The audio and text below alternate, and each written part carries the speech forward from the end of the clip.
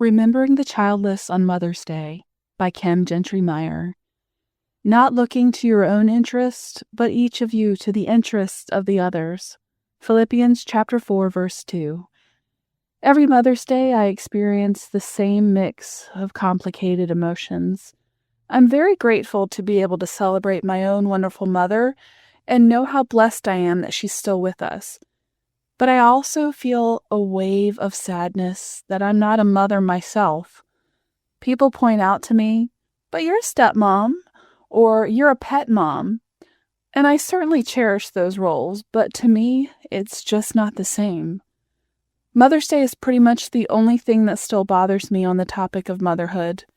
I've even developed a thick enough skin to not be bothered when people ask me if I have kids, which is basically constantly, because it's the default question people ask one another. But Mother's Day, that's just a whole other level.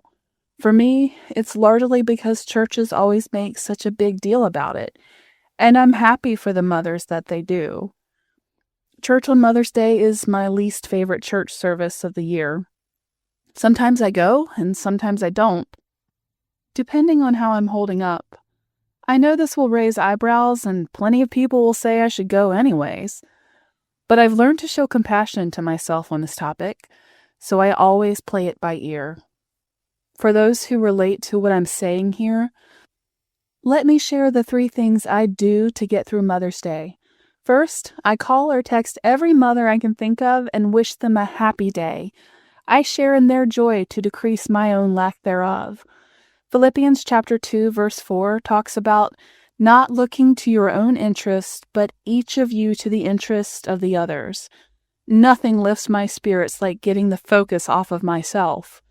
Secondly, I pray for the mothers I know and for those who, like me, are childless. I ask the Lord to bring us all peace in the specific ways we need. See the prayer I wrote connected to this devotional. Thirdly, I remind myself that women are all mothers in some way. Think about the young people we encourage. Think about the special roles we fill for young relatives and the children of our friends. Think about our community service and church volunteerism. These are all acts of motherhood. And in these acts, we are all united. An important aspect of Daybreak devotionals is to be honest and real to help women feel less alone. So, when I was given this topic, I had 2 choices. Write an inauthentic, happy fluff piece, or be honest. I obviously chose the latter.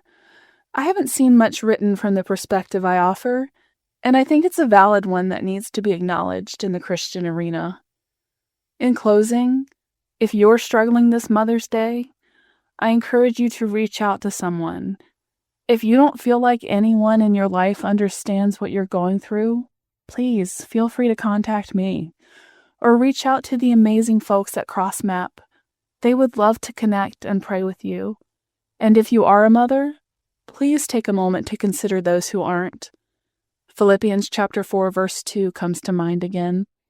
As we do our best to honor you on your big day, check on us and remember us in your prayers. It would mean more than you'll probably ever know. Questions for reflection. If you relate to my own story shared above, how can the strategies I suggest help you this Mother's Day? What would you add to my list? If you are a mother, how has this post increased your understanding of what those like me are going through on Mother's Day? How can you reach out to childless women you know to help them feel supported and understood?